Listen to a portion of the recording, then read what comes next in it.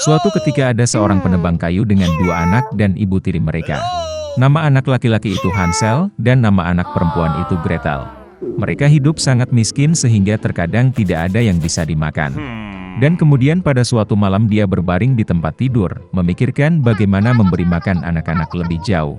Istrinya menasihatinya untuk memiliki anak di hutan, menyalakan api, memberikan sepotong roti masing-masing dan meninggalkan mereka di sana, tidak semuanya mati kelaparan. Tapi si penebang kayu tidak setuju. Dan sampai saat itu, istrinya membujuknya bahwa dia akhirnya setuju. Dan anak-anak, karena kelaparan, juga tidak bisa tidur dan mendengar semua yang dikatakan ibu tiri mereka kepada ayah mereka. Dan saat orang tuanya tertidur, Hansel diam-diam bergegas keluar rumah. Bulan bersinar terang, dan batu putih berkilauan seperti koin. Hansel mengantongi sebanyak mungkin yang dia bisa. Kemudian dia kembali ke rumah dan anak-anak pergi tidur. Di pagi hari, ibu tiri mendatangi anak-anak itu, memberi mereka masing-masing sepotong roti, dan mereka semua pergi ke hutan bersama. Dalam perjalanan, Hansel melempar batu putih satu persatu. Ketika mereka sampai di tempat terbuka, ayah saya mulai menyalakan api. Dia memerintahkan anak-anak untuk duduk di dekat api dan memastikan bahwa api tidak padam, sementara mereka dan ibu tiri mereka akan mencari lebih banyak kayu bakar. Mereka duduk, lelah, dan tertidur. Ketika anak-anak bangun, itu adalah malam yang gelap di sekelilingnya. Dan ketika sebulan penuh telah terbit di langit, Hansel memegang tangan adiknya dan pergi, mencari jalan melalui kerikil, yang berkilauan seperti koin baru, dan menunjukkan jalannya. Mereka berjalan sepanjang malam, dan saat fajar mereka datang ke rumah ayah mereka. Beberapa waktu berlalu, dan anak-anak kembali mendengar bagaimana ibu tiri suatu malam mulai memohon kepada ayah mereka untuk menyingkirkan anak-anak. Dia menolak, tetapi istrinya tidak mau mendengarkannya. Dia mengutuk dan mengungkapkan segala macam celaan kepadanya. Ketika orang tuanya tertidur, Hansel, seperti yang terakhir kali, ingin mengumpulkan batu, tetapi ibu tirinya mengunci pintu, dan anak itu tidak dapat meninggalkan rumah. Pagi-pagi sekali, anak-anak diberi sepotong roti masing-masing, bahkan lebih sedikit dari waktu sebelumnya. Dalam perjalanan ke hutan, Hansel mencabik-cabik bidak di sakunya dan melemparkan remah-remah itu ke tanah. Ibu tiri membawa mereka lebih jauh ke dalam hutan.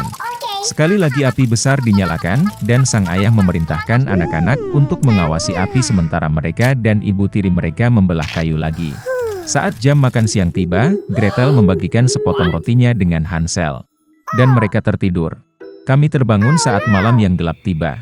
Dan kemudian 1 bulan tiba, dan mereka berkumpul dalam perjalanan, tetapi mereka tidak dapat menemukan satu pun remah-remah, karena ribuan burung beterbangan di hutan telah lama memakan remah-remah itu. Jadi anak-anak berjalan sangat lama, tetapi mereka tidak bisa keluar dari hutan. Tiba-tiba, jalan membawa mereka ke gubuk. Saat mendekat, anak-anak melihat bahwa rumah itu semuanya terbuat dari roti dan biskuit, dan jendelanya terbuat dari gula murni.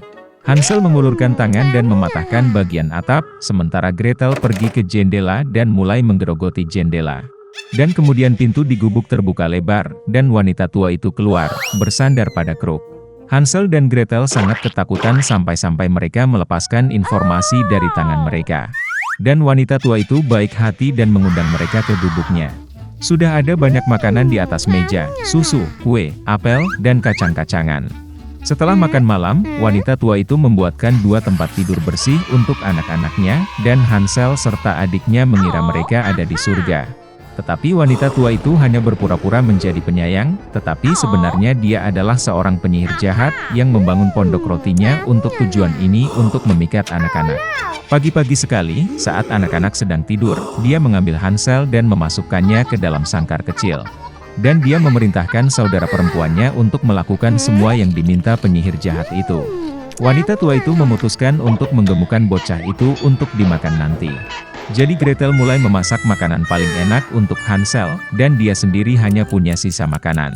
Beberapa waktu berlalu, dan bocah itu tidak menjadi gemuk. Kemudian wanita tua itu tidak mau menunggu lebih lama lagi, dan memutuskan untuk memasak dan memakan Hansel. Dia memerintahkan Gretel untuk menyalakan kompor dan mengoleskan air. Ketika kompor sudah hangat, wanita tua itu menyuruhnya naik ke atas kompor dan melihat apakah sudah cukup panas. Jadi dia ingin mendorong gadis itu ke dalam api dan memanggangnya. Tapi Gretel tahu apa yang ada di pikirannya. Dia berkata bahwa dia tidak tahu bagaimana masuk ke sana, dan meminta penyihir itu untuk menunjukkan dirinya. Wanita tua itu marah dan naik ke dalam oven. Kemudian Gretel mendorongnya dan membanting penutup di belakang penyihir itu. Wow, betapa mengerikan wanita tua itu melolong. Gretel sementara itu bergegas ke Hansel dan membuka kandangnya. Setelah membebaskan saudara mereka pergi ke kamar penyihir, di mana ada kotak-kotak mutiara dan batu berharga di semua sudut, mengisi kantong mereka dengan mereka dan pulang. Selama beberapa hari anak-anak mencari jalan pulang. Hutan tampak semakin akrab, dan akhirnya mereka melihat rumah ayah mereka di kejauhan. Betapa senangnya dia melihat anak-anaknya hidup. Hansel dan Gretel menuangkan semua mutiara dan permata yang mereka ambil dari penyihir itu ke lantai. Tidak perlu memikirkan tentang makanan. Dan mereka mulai hidup, dan bersukacita. Dan sang ayah mengusir ibu tiri yang jahat itu keluar rumah. Seekor tikus kecil tinggal di satu hutan. Dia sangat pengecut dan bahkan takut dengan suara angin. Semua hewan di hutan menertawakannya. Dan kemudian, suatu hari, tikus kecil itu mengumpulkan semua keinginannya menjadi kepalan tangan, dan pergi ke raja hutan. Singa itu baru saja menyelesaikan makan malamnya dan tertidur dengan tenang di tempat teduh, mendengkur keras. Tikus itu mendekatinya dan mulai memanjat ekornya. Semua hewan ingin tahu tentang apa yang dia lakukan. Tikus kecil itu sangat ketakutan, tetapi dia berusaha keras untuk tidak menyadarinya. Dia naik ke punggung singa, dan dengan pandangan penting muncul di depan teman-temannya. Dan kemudian singa itu bangun. Dengan satu gerakan dia melemparkan mouse ke tanah dan menggeram dengan mengancam. Semua hewan lain sangat senang. Mereka mengira singa itu akan menelan tikus.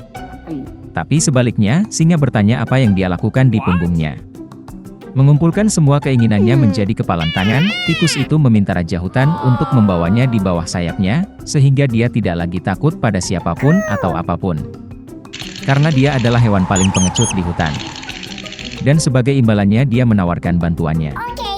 Singa itu mendengarkan tikus itu dalam diam. Tetapi dia tidak dapat memahami bagaimana seekor tikus kecil dapat membantu seekor singa yang besar dan kuat. Awalnya dia tertawa, lalu dengan raungan keras mengusir pria kurang ajar itu. Tikus itu langsung lari, senang singa tidak mau memakannya. Semua hewan lain mengejarnya. Beberapa waktu telah berlalu. Singa itu kelaparan dan pergi berburu. Tapi dia tidak memperhatikan jebakan yang dipasang oleh para pemburu, dan jatuh ke dalamnya. Raja binatang buas tergantung di udara, terperangkap dalam jaring berburu. Dia mencoba keluar dari situ, tapi tidak bisa. Dan karena singa adalah raja hutan, dia tidak bisa memaksa dirinya untuk berteriak minta tolong. Selain itu, para pemburu bisa mendengarnya. Hewan-hewan itu melihat singa, tetapi tidak ada yang berani mendekatinya. Dan singa itu memutuskan untuk mempercayai takdir, tidak melakukan apapun. Secara tidak sengaja, tikus kecil yang sama ada di dekatnya. Melihat raja binatang buas di jala, dia memutuskan untuk membantunya. Tikus memanjat ekor panjang singa, dan ketika mencapai jaring, mulai menggerogotinya. Setelah beberapa waktu, segerombolan hewan berkumpul di dekat perangkap. Menarik bagi setiap orang untuk menyaksikan apa yang terjadi.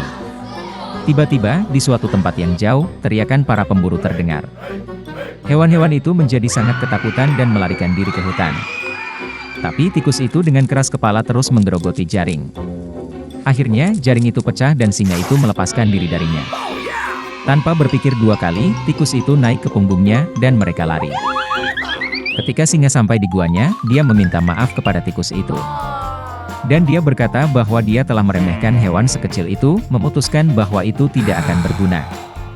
Dan untuk fakta bahwa tikus kecil menyelamatkan nyawa raja binatang buas, sekarang dia tidak perlu lagi takut pada apapun atau siapapun. Mulai sekarang, singa membawanya ke bawah sayapnya. Semua hewan melihat apa yang terjadi, tertawa dan bertepuk tangan pada tikus pemberani. Sejak itu, singa dan tikus menjadi teman baik, dan kedamaian telah memerintah di hutan selamanya.